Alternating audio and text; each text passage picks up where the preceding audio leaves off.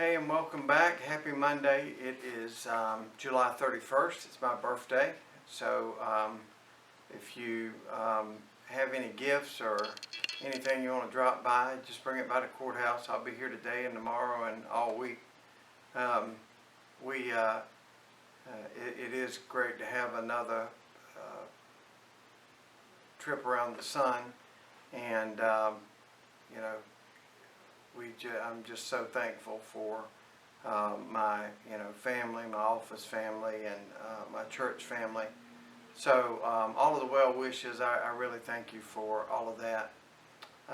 We are in court this week. I'm supposed to go up and meet with the judge in just a few minutes, and we're also in court in Georgetown, so we'll have some stuff to report to you next week.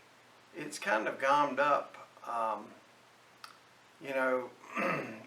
Since COVID, it's been really not only messed up in the calling of the cases, but also in the scheduling of court terms. And we used to have it just downright perfect, where we would have a plea judge in one courtroom and a trial judge in the other, and that would be back to back. But this, the last few years, it's been a plea judge this time, a plea judge next time, two trial judges, all kind of gommed up. But we work with what we've got. And last week was pleas. So I think it started out as a trial term, but a lot of these things pled once they got called for court. We finally finished just a horrible case that took place at Coastal. There was a young lady that had been a student at Coastal. She had moved back to the Northeast and had come back to visit for Halloween. She was outside of a Halloween party in her car, returning some phone calls or texts, when two young men, Bilal Bass-Knight, who is now 18, of Loris, he would have been 16 at the time, he and his partner, Jarrell Warren, were breaking into cars. And when they came through that area and broke into her car, of course, they were startled as anybody to see that somebody was in the car. But unlike you or I, we probably wouldn't have been breaking into cars to begin with, but had we been, anybody else would have just run off at that point. They chose a different route. They held her down and raped her. She fought back. She maced at least one of them. A while back, Warren had pled guilty, and he received 30 years. That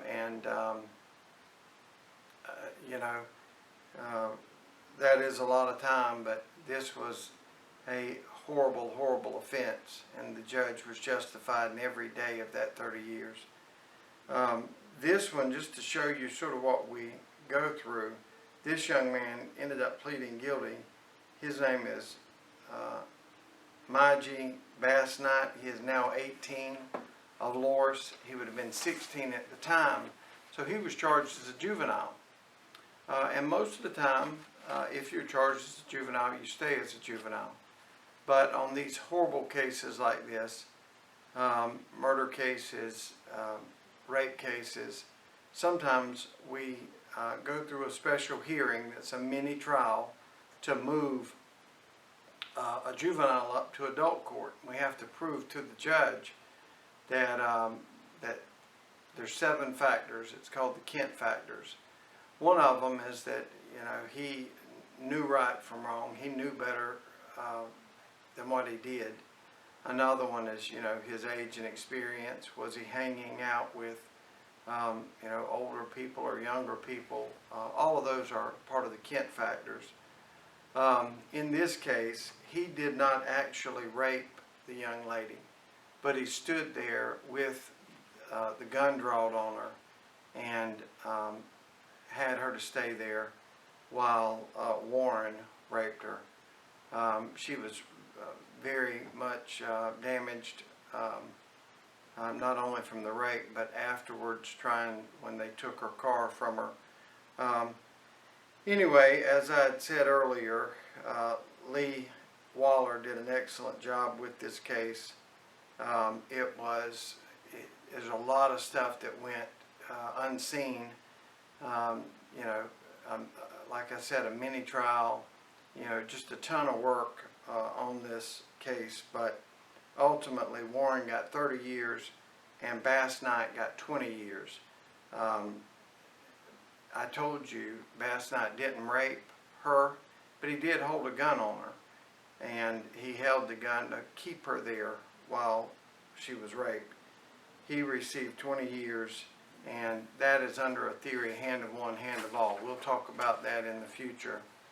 But basically, if you play a part as a participant, even if you didn't commit the fatal blow or you didn't pull the trigger and kill someone or rape somebody, if you keep them from being able to leave, you're just as guilty as they are. One of the things that went into to our mind and to the judge's mind is that he was a juvenile.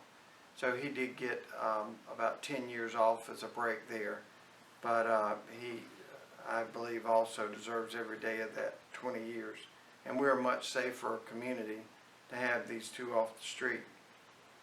There's another one, Jeremy Wilson Taylor, 41, of Myrtle Beach. He pled guilty to second-degree distribution of methamphetamines, second-degree distribution of heroin, and he received a sentence of 10 years. Those two will run concurrently. On that case, David Beamer did a really good job working alongside the Horry County Police Department, South Carolina Law Enforcement Division, and the 15th Circuit Drug Enforcement Unit.